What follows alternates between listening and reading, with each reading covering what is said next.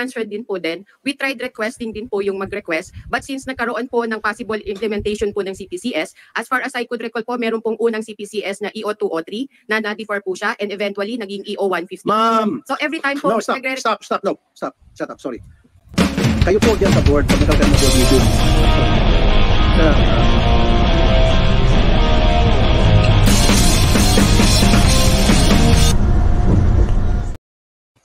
Hey guys, what's up? My name is Sean Wayne today. Tara, pag-usapan nga natin itong pagsasabi. Actually, nagmura dito si Raffy Tulfo, hindi lang once but twice.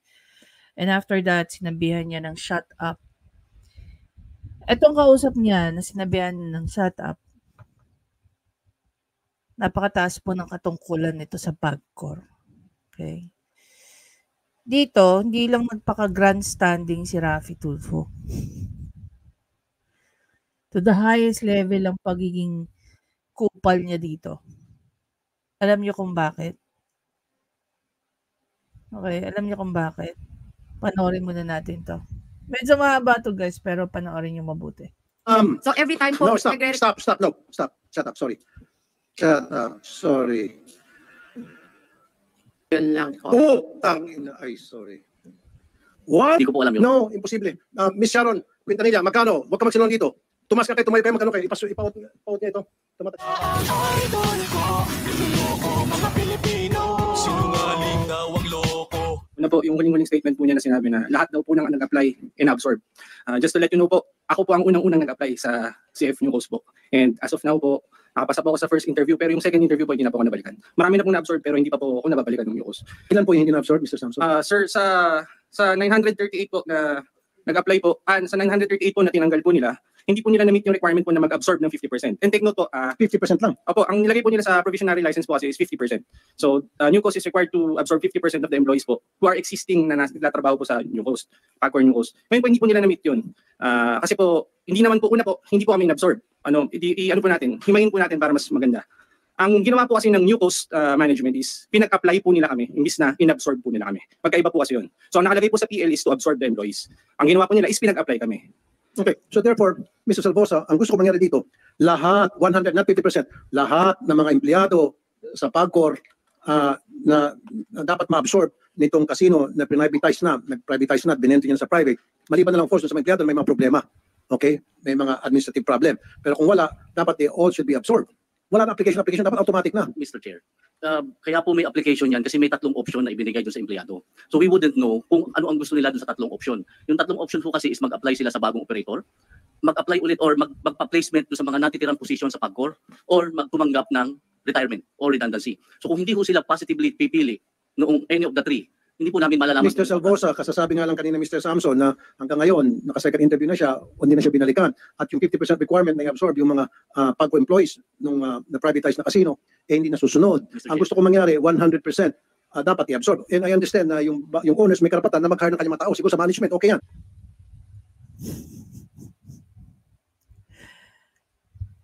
Ano yan eh?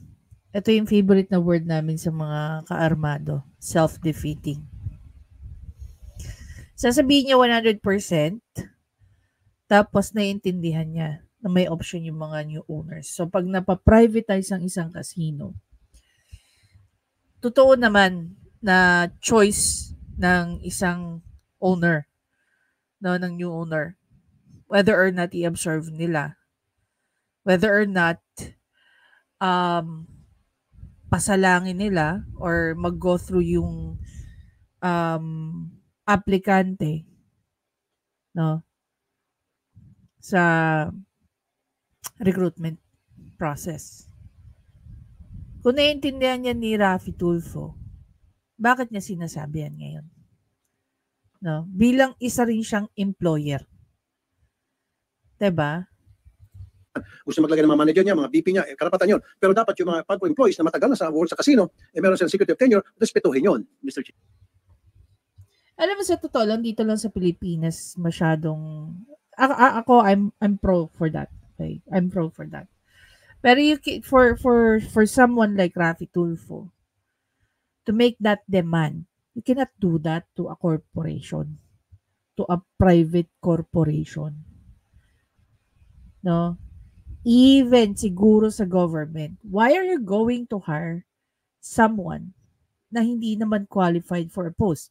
Or possible din that may specific na mga taong nilalagay sa post na inalisan nitong dating PAGCOR employee. 'Di ba? Another factor rin, if you're coming from an HR point of view, syempre, hindi lang puro security of tenure. Paano kung hindi nagpe-perform yung tao? Kung bakit siya alisin? 'Di ba? Dapat naiintindihan yun ni Raffy Tulfo. From a business owner standpoint, why are you going to keep an employee na hindi naman nagpe-perform? Corporations are not charity institutions. You have to respect din yung mga kagustuhan ng mga business owner. You don't tell them how to run their business. Kaya po hindi naabot yung 50%, ay kakaunti ang nag-apply sa MSBI. It's not the fault of MSBI. Mr. Samson, kukunti lang daw nag-apply sa inyo? Yun nga po yung problema, Senator Raffy. Kaya po kasi konti ang nag-a-apply is hindi naman po ina-absorb yung employees. Ino-offeran po sila ng mas mababa dun sa tinatanggap nila. For example po, ang common salary po halimbawa ng isang empleyado or ang common income po, huwag na salary, income po para makatotohanan. Halimbawa is 20,000. Ang in-offer lang po ni MSBI is 10,000. So ang layo po ng diferensya, Mr. kahit na sino tatanggi. Yes po. Kaya Kaya po kumikita ko ng 20,000 noon, dididimot mo ako. Tagal-tagal ko na sa PAGCOR, magdidimot ako 10,000 na lang. Hindi ako papayag. Kaya pala, hindi nangyari yung kagustuhan nila na 100% absorb. Kayo, 50% nga, hindi nyo na kaya. Tsaka Senator Raffy, correct ko lang din po yung mga sinabi ni attorney kanina. Sabi po niya, nagsimula daw po yung information drive nila during the town hall. Correct ko lang po yun, hindi po totoo yun. Kasi po, So, sinungaling to? yes po. Sinungaling ka pala, Yes Attorney po. Salvosa. Kasi po, simula pa lang po nung briefing, bago pa po magkaroon ng town hall, kinokondisyon na po nila kami na magpa-privatize kami. So, as early as... So, did the town hall meeting happen or it did not happen? The town hall meeting happened, sir. Pero, It happened. again, prior to that po, kinokondisyon na nga po nila kami. Hindi pa, wala pa po ano. Tsaka, sir, wala po silang nilabas na black and white. Puro po yan, verbal lang. Doon sa town hall meeting, meron ba yung exchanges of discussion? Sir, debates? ito po, meron po kaming exchanges of discussion. Hiningan po namin sila ng minutes of the meeting. Hiningan po namin sila ng mga requirements, yung mga PL, MOA. Up to now po, hindi pa po nila nire-release sa amin. Okay, so pinayagan ho ba kayo doon sa town hall meeting na Yes, magtanong? sir. Ano po? Sinagot nila? Di po nila sinagot direkta. Kasi nga po, hindi daw po sila lawyer or ano. So, hindi kayo satisfied? Hindi po, sir. Hindi po talaga. So, bali useless po yung town hall meeting na yun, Attorney Salvosa. Your Honor, please, the whole board and the chairman was in the town hall meeting. It was the chairman who was presiding in the town hall meeting. I was there, Your Honor. I was answering questions of the employees. HR was there. The licensing was there. So, I don't know why hindi raw sila pinayagang. Mr. Samson? Sir, tulad yan, sir. Nandun po siya. Kung maalala po niya, tinanong po siya ng isang kit supervisor namin during the start of the session of the town hall. Tinanong po siya directly, can you assure us na magkakaroon kami ng security of tenure? You can ask him ano pong sinagot niya nun. Ano po sinagot niyo, Attorney? Ang sabi ko, Your Honor, merong trabaho para sa kanila. Hindi nga, can you assure? Ang tanong, dapat yes or no? Yun lang po ang sabi ko. Because I cannot, siyempre mag-a-apply sila, Your Honor. Hindi ko sasabihin na desisyon ng isang kumpanya. Pero dapat i-guarantee nyo, Mr. Salvosa, kayo yung PAGCOR eh. Kasi kung ayaw yung bigyan ng license yung nag-apply para ng casino, na private franchisee or franchise, magkaroon ng private franchise casino, pag yung ginawa, wala magagawa yun. Yes, So Mr. it's you call the shots. Pwede yung sabihin, sige, bago namin kayo aprobahan, kailangan i-absorb nyo certain numbers of employees. Yes, Mr. Pwede yung Chair. ilagay doon sa kontrata. Kasama ko At yun sa wala Well, here, pwede ako mag-agree kay Idol. Pwede ring hindi. Bakit ako mag-agree sa kanya? Siyempre para sa akin, I would want people to continue with their work. Mahirap maghanap ng trabaho sa posisyon na meron sila. 'Di ba? Lalo na kung specific ang skills, specific ang ano. Ngayon, bakit ako hindi mag-agree sa kanya dyan? Una sa lahat, you don't make deals with conditions like that. 'Di ba? Kasi ang trabaho lang naman ni PAGCOR is one, bigyan ng lisensya yung mga nag-a-apply sa kanila, but not to make a specific requirement. Kasi meron naman, I mean, other than the usual, no, na as laid down by the board or kung sino man ang gumawa ng policies na yon. But definitely, ang PAGCOR kasi under yan ng OP, 'di ba? Ang naggo-govern under sila eh. Ang nagko-control sa kanila is yung GCG, which is ang GCG is under ng OP, 'di ba? Okay sa akin na pinaglalaban niya yung security of tenure ng mga tao. Ang hindi okay sa akin is gagawa ka ng ibang klasing kondisyon para lang tawag dito, para lang mabigyan ako ng lisensya. That's a big no. The other thing na pwede mong isipin bakit nga ba hindi niyo ma-maintain yan under sa wing ninyo? Bakit gusto niyo i-privatize? So, syempre, pag privatize mo, mas mataas yung stake ng interest ng mga new owners nung casino na yun is kumita. Paano kung hindi nga nagpe-perform itong mga employees na to na galing ng PAGCOR? Diba? Magagawa itong mga gustong mag-apply ng casino. Yes, Mr. Magkaroon Chair. ng casino. Yun nga, we still give the new licensee the discretion to choose kung sino ang kanilang empleyadong i-hire. We cannot force them to do that. Nobody, I think, could force them to do that. No. Yes, of course. Nobody can. And you cannot put that. You cannot stipulate that in a contract dahil very uniform naman or standard yung kontrata between PAGCOR and then yung nangangailangan ng lisensya to run a casino. Diba? But then again, paano ba natin maisisingit na hindi dapat, sana ina-absorb nila yung mawawala ng trabaho dahil sa pagpa-privatize. And even, like ito guys, no, doon sa mga company na nag-merge, okay? Pag nag-merge yan guys, kinakausap na yung mga employees. Where we are merging, there's a possibility na mawawalan ka ng trabaho because pag nagkakaroon ng merging, possible na yung magme-merge, no, may nag-o-occupy na sa seat na yan. Diba? So, paano? Kung halimbawa, pag na-privatize, no? Pag na-privatize ang isang casino, pwede yung mga owners, meron na rin silang ilagay na tao dun sa pwesto na yon. So, paano yun? Kasi magiging, come to think of it guys, no? Na-privatize yung ang isang casino na galing ng PAGCOR, under ng PAGCOR. Tapos, ngayon, ang magiging system, condition ni PAGCOR, hindi, gusto ko, yung mga empleyado ko na nandyan, yan pa rin. So, what if, ayaw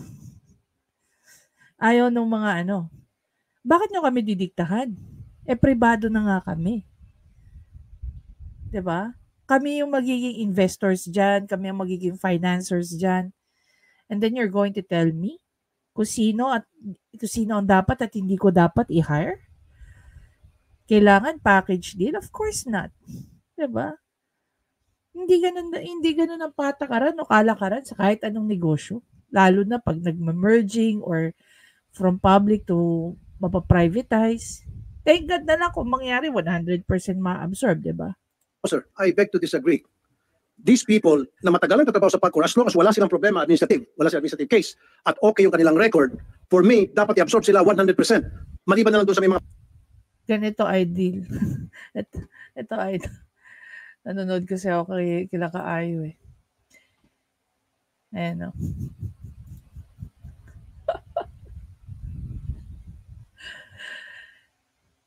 Anyway, balik tayo dito. mga pagkakasala, maliban sa mga tamad, siyempre may mga annual review, di ba, yung mga employee, then ibibigay yun sa bagong gusto mag-apply para maging licensing, casino license sa PAGCOR. Tingnan niya. Okay, yung mga may record, huwag niya absorb, pero yung walang mga record, malinis, at 100% rate, kailangan ma-absorb yun. Pwede yung ilagay sa kontrata niyo. Walang magagawa yung gusto mag-apply ng license. Walang magagawa. Yes, Mr. Chair. Nakalagay naman nandun naman sa talagang mag-absorb sila. Now, as to the one issue na mabait daw yung sahod. Well, Mr. Chair, PAGCOR has been there for 40 years. Siyempre, through the years, tumataas yung benefits namin. Comparing them to essentially a startup. Siyempre, yung parang bata yan, gumagapang pala ngayon, your honor, yung kumpanya. Actually, that is what happened with the Entertainment City. Noong magbubukas ng Entertainment City, naglipatan yung mga taga-PAGCOR. They did not take any mas malaking sahod. But they took the opportunity to be the pioneers of that operation. So, yun lang po. Yung sinasabi niyo po, Mr. Samson, na 20,000 ang kinikita niyo. Ano to? Plus tip? Sweldo? Sir, ano po, ano lang po yung hypothetical po, sir. Hindi niyo binibilang dito yung tip. Hindi po namin, kumbaga, Yung sweldo. Take note hypothetical. Wala rin sa hulog tong si Samson eh. Wala po sa inyo yung difference. Hindi po yung exact figures kasi iba-iba po. Okay, sige. Alam ba sa isang regular na casino employee, nagsisweldo ng 20,000? Bali sir, ano po, ako po, kasi napag-iwanan po yung sahod ko eh. Ang basic salary ko po is 10,598.98. 10,500. 10,598.98 po. Ganun Okay. Ito guys, no. May kapitbahay kami. Nung maliit pa ako. Sila Kuya Roger. Si Kuya Roger, taga Pagcor. Yung casino side. Okay? Ang gara ng bahay. May auto. Nakakaluwag sa buhay. Pero isa lang siya dun sa, I think dun sa, sa table. Hindi ko alam kung anong hawak ng laro. Pero sa table siya. Ang baba lang ng basic niya, guys. As in, literal na mababa. Pero kasi ang sabi niya, ang tataas ng tip nila. Ang tataas ng malalaki yung mga benefits nila. Yun nga lang, unfortunately, wala na si Kuya Roger. Pero noon pa man, alam kong mababa na sahod sa Pagcor. Pagkakaalam ko nga, may kaklase rin ako, almost right after college, nag-Pagcor. Hindi na nila tinitingnan yung sahod nila. Ang tinitingnan nila yung mga nakukuha nilang tip. Kasi andun yung pera. Diba? So, itong sinasabi nito, no, itong Mr. Samson na to, na mababa ang sahod nila sa Pagcor. Mataas pa nga yung sahod niya, sa totoo lang. po kababa. Wala sa minimum yan. Yes sir. Yun At ang kinikita ng Pagcor, bilyones, tapos below minimum. Talo ka pa ng security guard. Yes sir. Mas malaki pang sweldo ko sa kasambahay ko. Yes sir. Guys, ang Pagcor is a government, no? It's a GOCC. Even sa I cannot compare GSIS kasi iba ang ng GSIS. Anyway, karamihan sa GOCC, mataas ang benefits nila over sa basic. Okay, I don't know, dun sa mga or I don't know if you know someone na nagtrabaho sa GOCC, excuse me, or still working sa mga GOCC. Ang dami pong allowances ng mga yan. I find it weird, no? Halimbawa, yung nanay ko, dahil galing nga siya ng GSIS. So, maliban sa basic, meron siyang child allowance, may bigas. Lumaki ako na, kaya nga hindi na bago sa akin yung nagbibigay ng pabigas si PBBM. Panahon pa ng nanay ko sa GSIS, may pabigas nila sila buwan-buwan. Tapos, ano pa ba? Maliban sa mga typical na clothing allowance, marami sila guys natatanggap eh. As in. Kaya in a month, malaki rin ang kinikita ng mga nagtatrabaho sa GOCC na company. Kaya ito sinasabi nito, basic pa lang.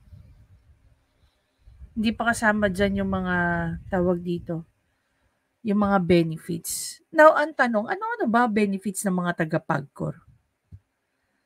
Diba? Kasi kung maliit ang sahod niya, pansinin niyo yung telepono na hawak niya. At driver ko, Mr. Chair. ba't ganun 10,500? Mr. Chair, that is the basic salary. But, as I said, through the years, may mga benefits na binibigay ang Pagcor. Ano po yung mga benefits, sir? Magkano ho ang apps niya? Nadodoble ho yan eh. Because merong nanggagaling sa Provident Fund. Merong healthcare. Merong... Ito yung concern ko po sa take home pay. yung take home pay ko kasi, yun nga ho, doble. Kahit pa sabihin natin sa tatari mo ng benefits, health benefits and all, pero pag uwi niya ng bahay niya, 10,500 tatanggap niya sa isang buwan, kulang po yun.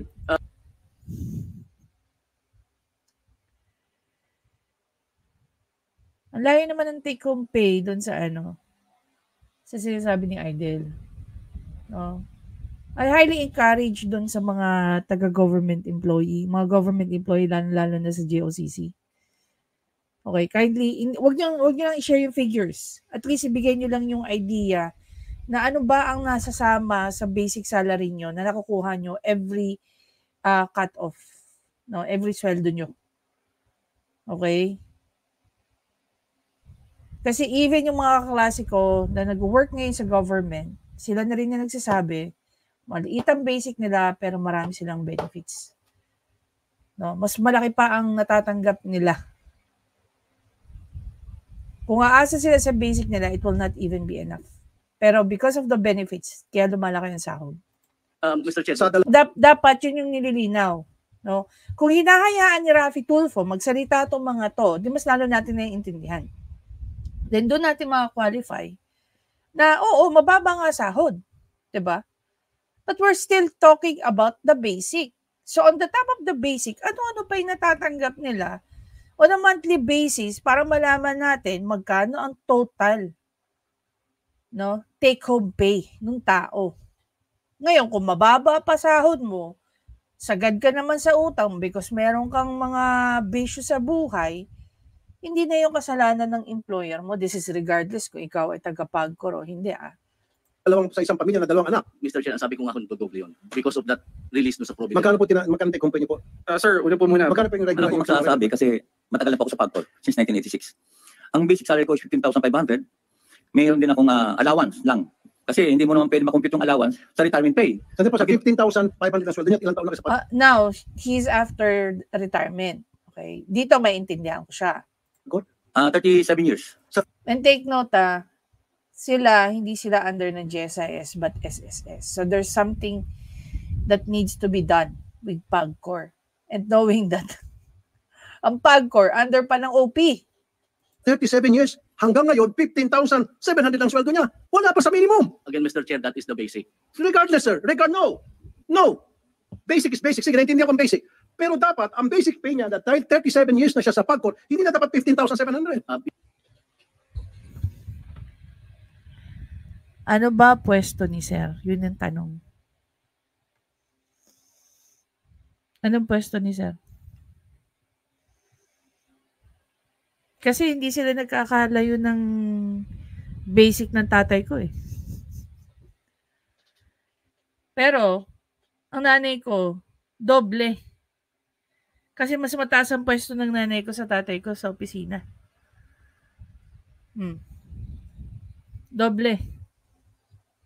Your Honor, that was the way it was structured by previous administrations na... Pwede baguhin natin itong structure ninyo. Yes, Mr. Chair, but we are, because there is the GCG law since 2010, hindi po namin mabago.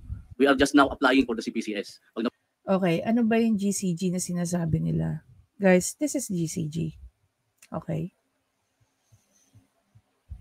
Yan ang GCG. Sabi nga rito, ang Governance Commission for GOCC or GCG is a central policy making and regulatory body established by Republic Act 10149, also known as the GOCC Governance Act of 2011.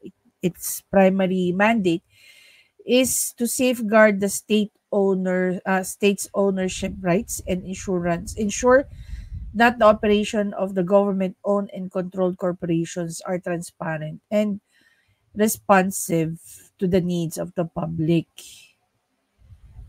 Sabi rin dito, higher wages for PAGCOR employees, raise the salary of PAGCOR employees by issuing the authority to implement the compensation and position classification system. So this was in January 31, 2024.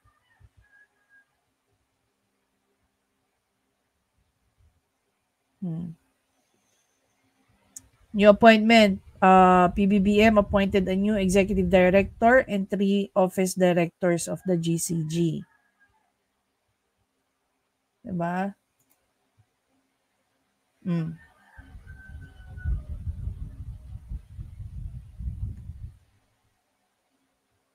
So, ano nag-govern dito? Tingnan nga natin.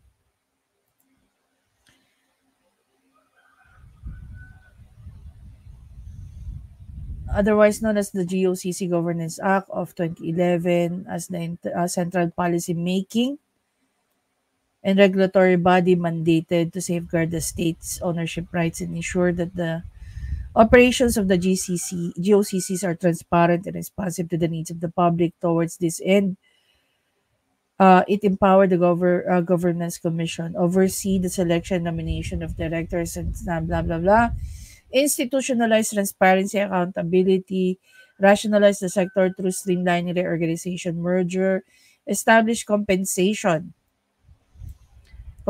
standards to ensure reasonable and competitive remuneration scheme that attract and retain the right talent.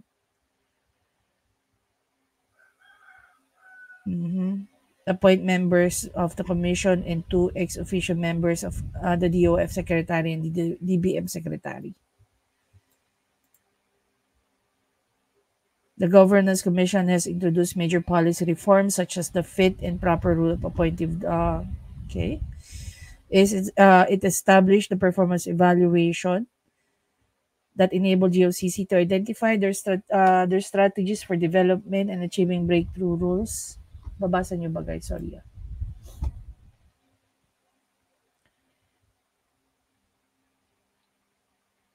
Ano ba mandate nila? The commission is mandated to have the following powers. Okay? Properly classify GOCCs, development social corporation, proprietary commercial corporation, government financial investment and trust institution, corporation with regulatory functions, which is kasama dyan ng PAGCOR, other as may be determined by GCG.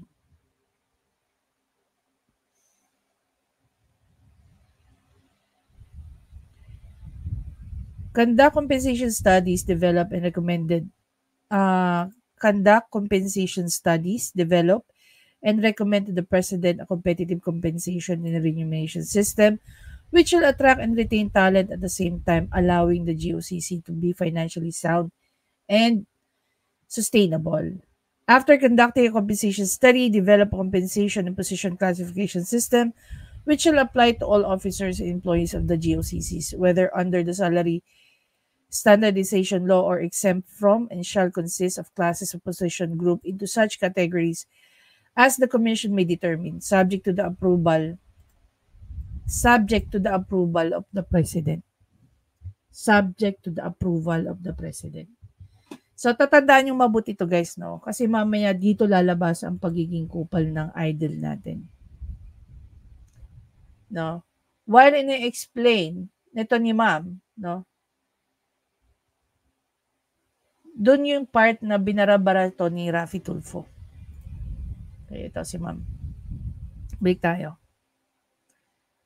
Tandaan nyo guys, no? Kahit nag-propose na ang mga directors and trustees, under pa rin yan, no?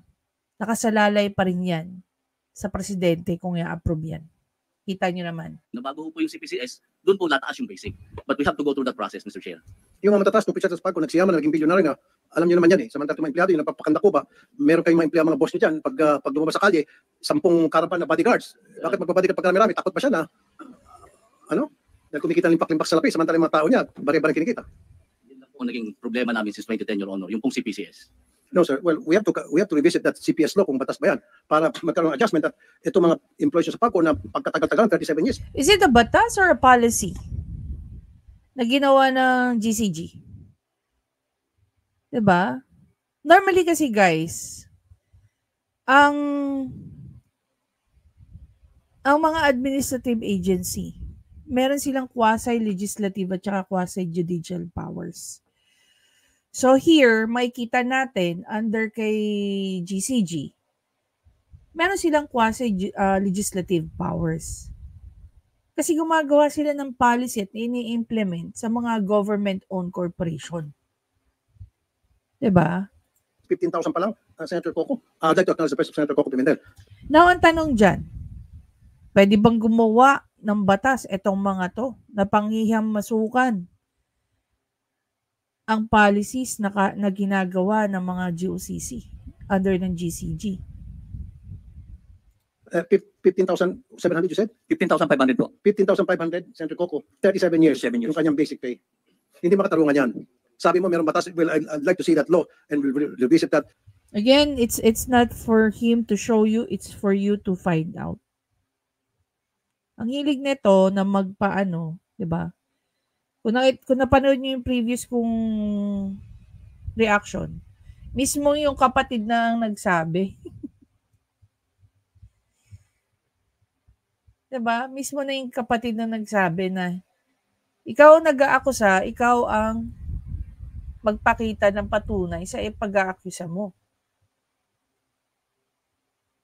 Ngayon, kung question mo yung batas na yan, meron ka mga tao, bakit hindi mo pagtrabahuin? Hayaan mo silang mag-research para sa iyo kung ayaw mo. And change that. Amend that. Para pumantay sa And even if gawin nila yon, as you can see naman, binasa naman natin kanina, no? Subject to the approval of the president. Yung presidente pa rin. Yun yung ini-explain sa kanya kanina. Okay? At sinabihan niya ng shut up, shut up. industry standard yung kanilang sweldo. Yes, sir. Mr. Tungkol po sa sinasabi niyang CPCS na ginagawa sa ngayon, since naglalabas si President Rodrigo Duterte ng Executive Order 150 ng 2021, October, pero ang nagtatanong po ako sa GCG, bakit hanggang ngayon hindi pa napapatupad sa amin ng CPCS? Samantalang kami na lang ata ang GOCC na hindi nabibigyan ng ATI o ng CPCS authority to implement. Ang sabi po sa akin ng GCG, dinidribble daw po ng PAGCOR para hindi matuloy ang CPCS. Ayan, bakit niya dinidribble, Mr. Mr. Chair, Salvosa? hindi ho totoo dinidribble namin. Actually, minamadali ho yan. Kung minamadali, sir, wala na sir dito. Hindi sir magreklamo. Actually, hindi ko alam kung sino nagsabi sa kanyang dinidribble ng PAGCOR. Sino nagsabi sa inyo na dinidribble? Ang head executive assistant po ni dating chairman ng GCG, ni Commissioner Justice Quiros, ang nagsabi po sa akin, si Attorney Ramos Reyes, na kung nagpapasa po sila, pero kulang. Anin mo yung kulang kung hindi naman ma-aproban. So ang tingin po ni Attorney Ramos, dinidribble. Kasi kung kinukumpleto nila ang pagpasa ng mga papel, automatic ma-aproban po. Attorney Salvosa. Your Honor, please. I think that if that is the perception of the person, it's not reflective of the position of the agency. Sir, yung sinasabi mo, it's not the perception. Para sa akin, hindi mahalaga yun. Mahalaga rito na meron silang mga sinasabi, supported by facts, na 37 years na sila, 15,500 pa lamang ang kanyang basic. Ikaw, Mr. Samson, ilang taong ka na? Sir, by April 16 po, I will turn 12 years na po sa organization. Ito naman, 12 years na ang basic salary niya, 10,500 pesos. Mas malaki pang sweldo ng kasambahay ko. Actually nga ho, Mas malaki pang basic na sweldo ng kasambahay ko sa 10,500. Ito'y 12 years na sa inyo. At kumikita ang pagko ng bilyones. Ayun, sir, lumipat ka na. Mr. Samson, lumipat ka na lang kay Idol. Kung kaya ka pala niyang pasweldoin na mas malaki dyan sa basic mo dyan sa PAGCOR. actually ho, sir, yun nga po ang sinasabi ko. That is how the benefits package and the compensation package. Nasa batas ba yan? Hindi po kasi before the Hindi GCG. nga, nasa batas ba yan? So, sa pagko lang na ano yan? Noon po kasi ang No, before. tanong ko, wala sa batas. Your So, Honor. kayo lang gumagawa. Your Honor, No, yes or no lang. Kayo sa lang batas po, Your Honor. Anong klase? Anong batas? Yun po sa charter ng PAGCOR may nakalagay pong provision that personnel policies of PAGCOR shall be governed by the board.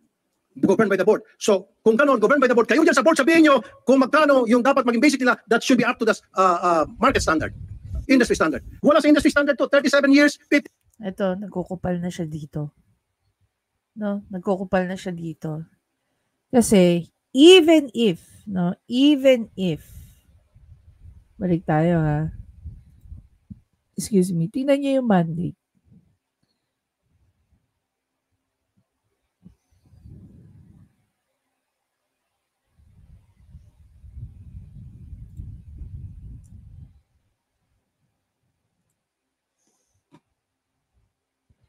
After conducting a compensation study, develop a compensation and position classification system which shall apply to all officers and employees of the GCCs, whether under the salary standardization law or exempt therefrom, and shall consist of the class of positions grouped into such categories as the Commission may determine, subject to the approval of the President. Diba? Even if ginagawa ng paraan ng mga taga Board of Trustees yan, kung hindi yan naaprubahan ng presidente, anong magagawa nila? Diba? 10,500 pa lang yung kanyang basic. 12 years, 10,500 yung kanyang basic. Kayo lang pala dyan sa board ang gumagawa ng patakaran. Your So, Honor, baguhin yung patakaran. Sino ba yung mga nasa Ang board ang gumagawa. Pero hindi ang board ang nag-approve. Hanggang doon lang sila sa Tingnan nga natin yung ng mga Board of Trustees. With respect to GOCC's directors and trustees, in addition to the qualification required under the individual charter and in bylaws of GOCCs without original charter, identify necessary skills and qualifications required by appointed directors and recommend to the president a shortly suitable and qualified candidates of appointees. So even the board of trustees, dumadaan pa rin sa presidente. Diba? Without prejudice to the filing of administrative criminal charges recommended by the board of directors, trustees of GCCs, and the suspension of a member of the board who participate by commission or omission in the approval of act giving rise to the valuation and compliance with ownership manual for period depending on the nature of the extent of damage caused and yada yada yada. So basically, before ka maging board of trustees or director sa isang GOCC, presidente pa rin ang nag-a-approve. Presidente pa rin ang nag-a-appoint. Even sa sahod, sa kanya lahat dumadaan. Diba? So bakit galit na galit si Raffy Tulfo sa mga board of directors? Diba? Board. Magkano ba sweldo ng board? Ikaw, nasa member ka ng board. Hindi po. This is something that I don't understand. Kung ito ba ay allowed. No, i-divulge mo yung mga ganitong information. Because yung kinikita, yung tinatanggap ng mga board, tinitreat to as confidential information. Diba? The only time lang na maglalabas ka ng mga confidential information is if nire-request ng mga korte. I'm not sure kung ito allowed. No? Kung ito allowed. Tandaan nyo, ang Senate ay hindi po korte. Magkano sweldo ng board? Isang member, bagbigay ka ng example. Wala akong sweldo allowance ng Magkano allowance per meeting? Kasi alam ko, per board meeting, magkano? Hindi ko po alam yun. No, imposible. Miss Sharon Quintanilla, magkano? Huwag ka magsinungaling dito. Tumas ka kayo, tumayo kayo, magkano kayo? Ipaut niya ito. Tumatagapag, Comsec. Makot mga to. Sir, kukunin ko lang po yung No, specific. makot ka muna. Comsec. Ipapatayin mga to pagkatagapag, makot. Taking. Can you please all stand up for people from Bapagcor? Can you raise your right hand? Pati witness, of course. Do you swear to tell the whole truth and nothing but the truth in this committee hearing? Thank you. Imagine mo, sagot na sagot si attorney, ngayon lang pinag-oath. Okay, Mr. Sharon Quintanilla, yung sweldo ng board sigun sa pag merong board meeting. Tama? Meron pong allowed na amount lang po per meeting po. Imagine nyo dito ko lang na-realize guys, no, na napakababa ng binabayad sa mga, mababa yung honorarium na tinatanggap ng mga board dyan sa PAGCOR. Siyempre, alam ko kung magkano, hindi naman, roughly alam ko kung magkano yung sa GSIS. Before. I don't know now. Diba? Pero, laki. Laki ng GSIS kumpara dito. Kaya, magkano yung kanilang allowed per meeting? Balikan ko lang po kayo, kukunin ko lang po yung exact amount. Ilang minuto? Saglit lang po, sir. May message lang. So ibig sabihin, tuwing board meeting na meron silang sweldo. Pag walang board meeting, wala silang sweldo. Yes, sir. On top of that, wala po silang ibang nakukuha. Magkano? Pero on top of that po, meron silang nakukuhang performance-based incentive And na annual lang po. Pero subject po sa approval pa din po ng GCG. I know. Hindi naman niya alam. Pero magkano yung performance? Variable po yung amount. Magkano yung average? I think yung last ko pong recall, baka a little above 1 million lang po. Oh, tangina. Ay, sorry.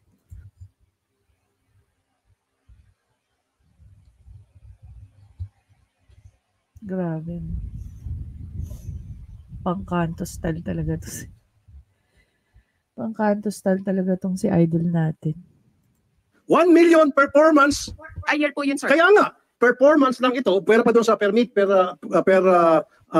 board meeting, attendance board meeting. So 1 million. If we are No, annually. Para sa kanila tinatawag na performance rating na lahat naman sila nakakatanggap. ay depende po kung mamimit po namin yung Of requirements. course, mamimit yun dahil kayo lang eh. Meron po kasing required na makakuha kami ng at least No, 90% i-divide nyo nga yung 1 ng million aming divided by 12. performance po. Ha? Subject to GCG Oh, kita approval mo, po siya. lumilitaw na 80,000 a month na pumupunta na to tuwing may meeting. Eh kung once a month lang yung meeting, ang laking pera tinatanggap. Samantalang ito, nagpapakanda Cuba, araw-araw, nandun sa Pagcor, umulan, bumagyo, nandun sila. Mr. Chairman, per meeting meron pa. Kaya Meron pa. magkano per meeting? Iba O ngayon, malalabas yung kabalastugan niya sa Pagcor. Hindi, meron yan. Alam ko malaking per meeting eh. By the thousands yan eh. Samantalang ito sila Chairman din ba si Raffy Tulfo ng ano? Ng committee na yan? Games and ano? Di ba ano lang to? Ang under lang niya is migrant at saka sa energy. ang dahilan kung bakit O kaya dahil nagpe-preside siya dyan. nakatanggap ng mga permitting na yan na kung magkano libo at yung performance rating na by the millions, because of them. Without them, wala yun. Kayo. Di ba? Oh, ngayon, tell me, magkano? Sige, so performance rating, sabi nyo, is 1 million. Yung sabi mo, depende pa. No, bullshit. Ay, sorry. Hindi ako maniniwala. From PI to BS. Diba? Nakadalawa na tayo, guys, ha? Kayo dyan, pwede kayo maglutuan. Kayo sabihin, ikaw 1 million performance rating, ikaw 1.5. Ikaw, 500. Ito na naman yung sinasabi ni Lolo Ben, eh. Ang lakas mo mag-accuse, ha? Wala ka namang pinahawakan. So yung mga taong yung mga taong tamad ng mag-isip at mag-research, makikinig at paniniwalaan ka na lang. Kaya delikado itong mga pinagsasabi ni Idol, eh. Hindi, pare naman, 500. 1 million na lang ako. O sige, 1 million ka na rin. Kayo lang dyan, eh. Pag nag-meeting kayo, wala namang, hindi naman in public, unless you make it in public. Sige, i-open. Parang sinabi nyo, eto si Idol, no? Parang sinabi ni Idol dito, dapat maging public din ang mga executive session nyo. Diba? Yung mga meetings na yan, mga board meetings na yan, all informations na nandyan, na pag-uusapan, confidential. Kasi, kung hindi naman confidential, di matagal na sanang naging public yan. Diba? Kasi dyan nagkakaroon ng mga decision making regarding sa business ng PAGCOR, sa ano, kamusta na yung performance ng PAGCOR. Ko yung wanted sa radyo ng programa. Diba? Binitbit na yung wanted sa radyo. Ano talaga to, no? Conflict of interest. Wala pa bang magpa-file dito? Mag-board meeting kayo. Nainig ng buong Pilipinas. Para malaman natin na wala kayong lokohan. Or at least, gawin yung public. Sige. Hindi naman national security yan, di ba?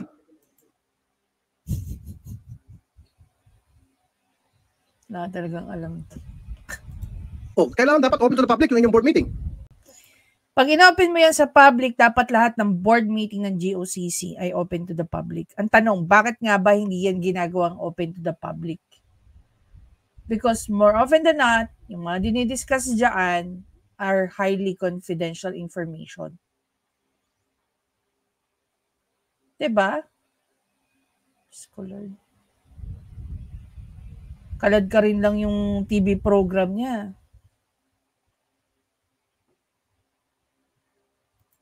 Para malaman namin kung ano yung mga pinag-usapan nyo dyan. O magkano po, Ma'am Quintanilla, magkano ang, so okay na tayo doon, average ng Senator Coco, 1 million annual performance. Meron po kasi amount per meeting and then may maximum pong amount na kahit lumagpas po yung ilang meeting, may cap po siya. So just to be sure po, Okay. kukunin ko po yung data po. So gusto ko magkano yung natatanggap average per ilang pang meeting sa isang buwan. Ayan. Gagamitin natin yung salita ni attorney. Invento time. Ilang board meeting sa isang buwan? Weekly po, meron pong... 4. Wow. Ito na. Magkakabulgara na. Ayan. Gagawa siya ng sarili niyang ano dyan. Numbers. 4 times a week. A month. Okay. Ang tanong, magkano per board meeting? Ako, hulaan ko? Oh. Pasok, attorney Libayan. Sabihin ni attorney Libayan, invento time. 50,000 per board meeting yan. 200,000 a month. 50, hindi na. Pero ako hulaan to. 50,000 yan per board meeting a month. Napapatawa. Hindi ko nga alam kung hula eh. Oh. Natatawa siya kasi mali yung sinasabi mo. Parang hindi ka na nang huhula, Idol eh.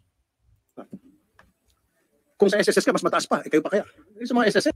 Bakit? Magkano ba kinikita ng PAGCO kumpara sa SSS at saka sa GSIS? Diyos ko Lord. Baka yung PAGCO ang pinakamababa. Hindi lang, 60,000 pata sa SSS board members. So kayo sa PAGCO mas malaki kasi sugal kayo pera kayo. Wow. Hindi araw-araw may nagsusugal or hindi yung influx ng tao. Ang PAGCO nagre-rely lang sa mga players. Ang SSS at saka GSIS, pati Pag-ibig, nagre-rely yan heavily sa mga members. 'Di ba? Buwan-buwan yan, meron niyang, sabihin na lang natin, projected income.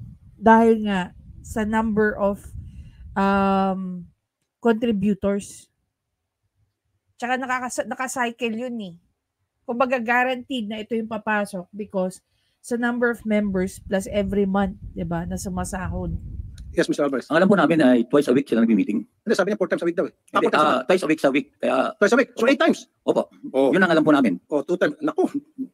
Milyones kada buwan ang kinikita naman to. Ito na naman, invento time na naman. Sir Chair, 2 times once a week. lang po talaga. Ha? Once a week lang po talaga. Okay. Sir, pa-clarify na lang po. Kasi hindi po kami nagkakamali. Tuwing Tuesday, may execom po na nangyayari. And then kapag Thursday naman po, board meeting. So, alam po namin. Sa Execom nandun yung mga board members. Yes po. Oh, twice a week. Hindi ko kasi board meeting yun. That's executive committee. Pero may bayad pag umatin sa executive committee. Meron yun, imposible walang bayad. Of course, compensated sila. Come on. Pati ba naman ako lulukuhin nyo? May honorarium yun. Ang lagay, itong mga board members pupunta sa PAGCOR para sa executive com na wala silang pakonsuelo. Meron yun. So, Sir, if I may answer na po. 70 million. Okay. So, mamaya to si Chairman. So Ito, for yung board. every EXCO meeting po, 24,000 po yung gross na per time. Pero 24. inaman po, maximum. Ito, 24 per executive Execom. Pakinggan niyo mabuti itong sagot ni Mama. Yes po, but So that's inaman, for 4 times. Mamaya. So in a month. 48 lang po kasi naka-maximum po siya ng 48 inaman. So 48 in a month. Doon sa Execom. Yes, Doon sa board meeting. Ayan sa board po sir, 40K po. So, kung 48 in a month, magkano lang siya kung weekly? Once a week, nagkakaroon ng Execom. Okay?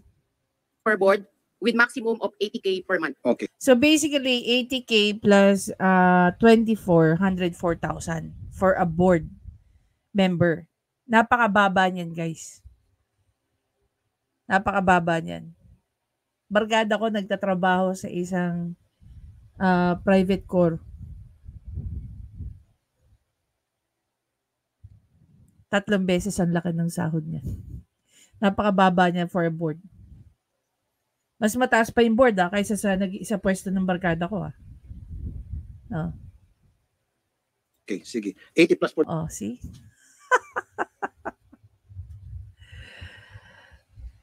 Galing talaga. Sa bagay, naghuhula lang naman si Idol. So, wala naman tayong ano dyan.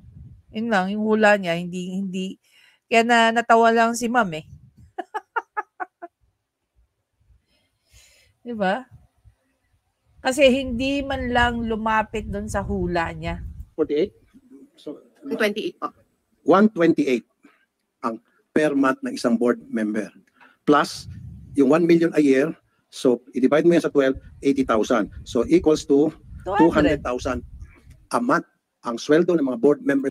Again, guys, no, just to be very clear, yung, sabi nga ni Ma'am kanina, a little over 1 million. Nagva-vary pa siya. Kasi depende pa rin naman kung i-approve ni Presidente yung pera na yon. Babalikan natin yung sino ba ang nag-a-approve? Magpo-propose lang sila at magdedepende kung i-approve yan ng Presidente or hindi. Members ninyo, kahit na ito'y bago lang pasok, ka-appoint lang, na most of them were accommodations, na walang ka-experience. Guys, normally, ang Board of Trustee is coterminous. So, kung sino yung Presidente, siya rin ang naandyan. Not unless, mag-decide yung Presidente na hindi niya palitan ang Board of Directors or Trustees niya. Okay? Sa lahat ng GOCC yan. Yun yung pagkakaalam ko. Long before pa to. Yan yung sasabi ng nanay ko. Sino yung Presidente, siya ang nag-a-appoint ng mga Board of Trustees niya. At pagka nawala na yung Presidente na yon, definitely wala na rin yung mga Board of Trustees na yun. Nagbabago, pinapalitan. Tungkol sa pagsusugal, walang experience sa gaming, pinabili ng suka dyan sa sari-sari store. Ulitin natin, sino ang nag-a-appoint, sino ang pumipili ng Board of Trustees? Okay? Identify necessary skills and qualification required for appointive directors and recommended to the President. A short list of suitable and qualified candidates for appointive directors. Basically, at the end of the day, It is the president who appoints the board of trustees. Okay? So, sino iniinsulto ni Idol? Dito sa mga pinagsasabi niya. Hindi kung sino yung nag-appoint. Halika rito, pasok ka sa PAGCOR. Pinasok. Padrino. And niya tatanggap ng 208,000. Samantalang ito, sila 10, 27 years, 12 years, below minimum wage. Idol, ang sitahin mo dyan yung presidente. Kasi under na control niya yan eh. Una, pag-appoint ng trustee. Pangalawa, magkano tinatanggap ng trustee. Pangatlo, yung sahod ng mga tao. Diba? Siya kausapin mo. Mukha naman kayong malapit eh. Hindi ba kabalastugan yan? At kayo dyan sa board ang nagde-decide pala. Wow. They can only recommend but they do not, parang wala sa hands nila yung approval niyan. Kayo napapakasasa sa pera na pinapapagulan nila. Unang-una sa lahat, hindi naman taga-board yung kausap nila. Hindi naman taga-board yung mga kausap ni Idol dito. Para sabihin niya kayong mga nasa board. Hindi ba kabalastugan yan? Sir, if I may answer din. Eto.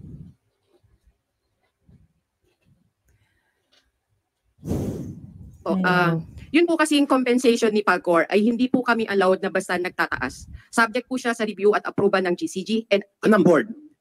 other than the board po, plus meron pa din po tayong final na approval na kukunin sa Office of the President po. Kaya nga po, pero upon the recommendation of the board, kung ano yung recommenda nyo, papayag naman siguro Office of the President. Upon the recommendation of the board. Yes, kung babalikan nga po natin to, upon the recommendation of the board, at the end, subject to the approval of the President. Diba? Sabihin ng Office of the President, hindi, binubuo siya lang habang buhay yung mga taga-PAGCOR. It is you sa board na gagawa ng recommendation, yung tamang recommendation para sa inyong mga empleyado. Pag sinabi niyo sa Presidente, Mr. President, gusto namin every year tataas yung sweldo ng ating mga empleyado at dapat hindi sila minimum wage, kundi dapat up to the industry standard ang dapat sweldo nila. Ito nga tanong dyan eh. Kaya ba ng kinikita ng PAGCOR yung industry standard na sinasabi ni Raffy Tulfo? If yes, pwede ako mag-agree kung bakit siya nagwawala dyan. Pero what if it's no? So, gawin na lang natin, tanggalan na lang natin ng mga trabaho yung mga tao just to meet that standard. So, para lang siguro ma-secure, which is para nga sa akin, nawirduhan nga rin ako sa 10,000 na sahod below minimum wage. 'Di ba? Ang pinag-uusapan dyan yung mga basic. Sometimes here's the problem kasi. Pagdating na dun sa okay, hanap tayo ng balanse rito. Minsan kasi, kung titingnan mo, kung paano maglaro rin ng gobyerno. Bakit? Okay? Bakit sa basic, kinukuha yung magiging gratuity, gratuity ng isang empleyado once na sila ay mag-retire. So, mababa nga naman talaga yun. Pati pension, mababa rin. Bakit hindi nyo na lang pagsamasamahin ko ano man yung tatawag yung allowances? Is it because of may mga allowances kasi guys na non-taxable? So, merong mga company, I don't know if it applies sa government, may mga allowances kasi na non-taxable. So, hayaan na lang na ilagay sa tax nila yung nasa sahod. Di mas mababa nga naman yung tax mo if that's the case, di ba? But then again, hindi nga naman din, para sa akin hindi nga din naman makatarungan. Na pag nag-retire ka, ang basihan ng pension mo is yung basic mo. Kung 15,000 nga naman, imagine mo, tapos 80%, alam ko sa mga GOCC, 80% of their salary. Yun yung sabihin na lang natin sa 15,000, times mo ng 80%. Times mo ng, kunin natin yung 20%.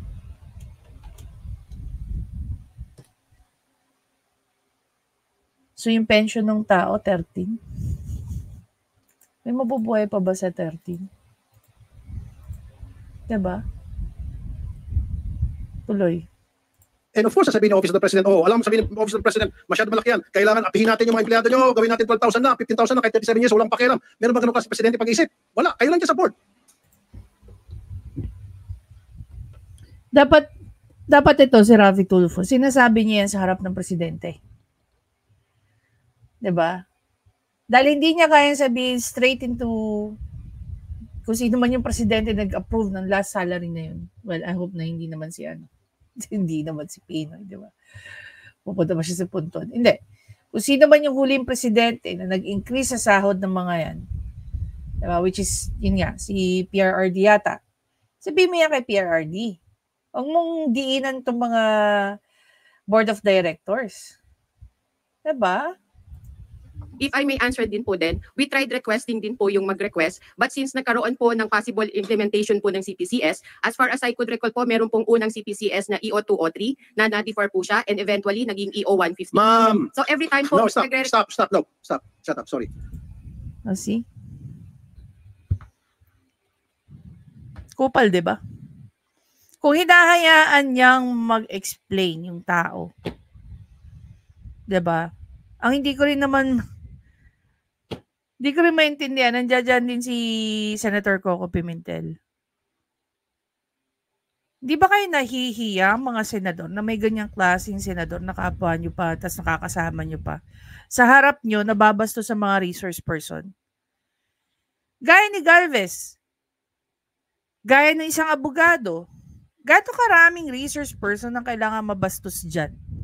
Lalong-lalo na, ang resource person nyo nga, yan yung mas maalam pa sa inyo.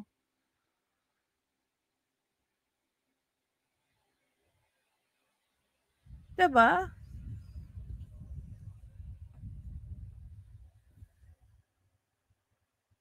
Kahit anong gawin ng board o kaya na itong mga taong to, kung hindi naman na-aprobahan ng dapat mag-a-approve, wala silang magagawa. Kayo ba okay sa inyo na ganituhin yung mga tao? Oh, mismo si Ben Tulfo na ang umaalma. 'Di ba? Balikan natin yung inano ni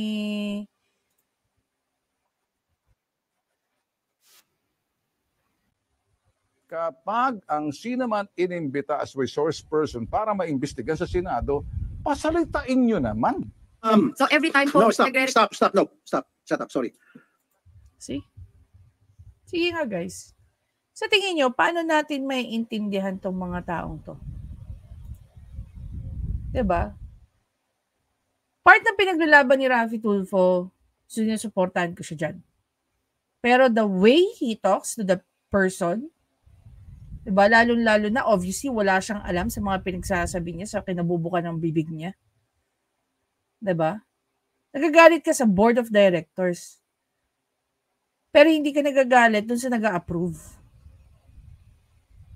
Kahit pa sabihin ng board of directors, pasweldohin mo tong mga to for this position, for this blah blah blah. After ng review ng isang presidente na mag-a-approve niya at sasabihin niya, isipin mo sino ba involved dyan sa mga yan? Oh, balikan natin. Sino-sino yung mga taong involved dyan?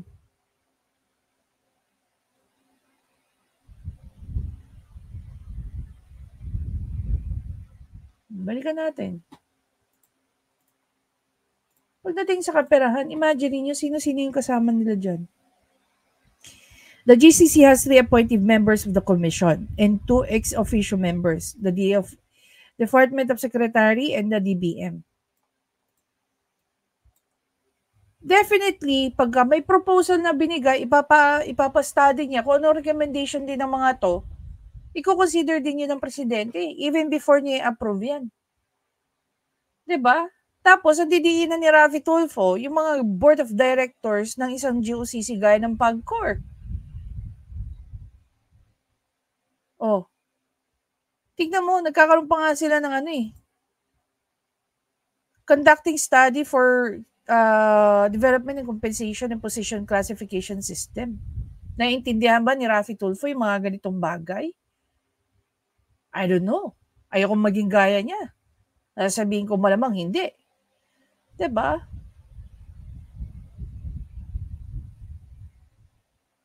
Grabe. Diba parang nakakatawa yung wala ka nang alam, bastos ka pa. Then, ang tawag sa'yo, kupal. Okay, sana na yung pinaglalaban niya yung sahod ng mga tao. I am up for that. Kahit sinusuka ko siya. Kumpara sa ikabubuti ng mga kababayan natin. Pero for you to say that, and people are watching you, diba? Sana educate mo yung mga tao. Maliban lang sa pagiging grandstanding mo. Tapos kung kaya mo isingit yung programa mo, gagawin mo.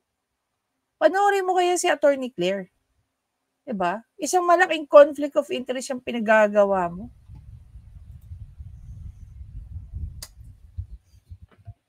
Kaya hindi ka na rin magugulat kung mismo yung kapatid na may prinsipyo hindi nag-a-agree sa kanya. Anyway guys, again, maraming salamat sa panonood. Please don't forget to subscribe, like, and comment. I-share nyo na rin po yung inyong thoughts. What can you say about this? Maliban sa Mr. Grandstanding na to si Idol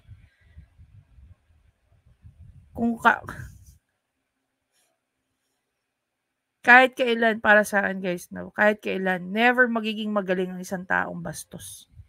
I can deal with people who have, less knowledge, pero I cannot deal with someone who is not only arrogant, but ignorant. Gaya nga ng sinabi nila Dr. Baday. I'll see you in my next video. Bye guys.